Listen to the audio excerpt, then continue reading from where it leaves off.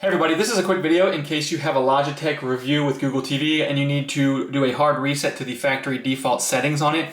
Now you're going to want to do this for one of two reasons. The first one is troubleshooting. If you're having any issues with this device not connecting to something, or if it seems to be not responding, or if it's lagging and glitching, a hard reset can fix a lot of these issues. The second reason you might want to do this is if you're setting this up someplace new and you just want to get a fresh start by wiping it off everything, we can go ahead and do this. Now you can do this via the on-screen menu, but you can do it straight from the hardware also if you have power to it. So all you need to do is come around to the back of it and find this button over here, which is also the pairing button. So you'll use this when you pair it, but you also can use this to reset it. And what you need to do if you want to use this button to reset it is to hold this button for 45 seconds. So it's a pretty long thing, so hold it for 45 seconds, and after those 45 seconds you'll know it worked when this device will restart, and then the first screen of the Revue setup process on your TV, when it restarts, it will come up with like the setup screen for the Revue, and you can go ahead and set it up as a new device.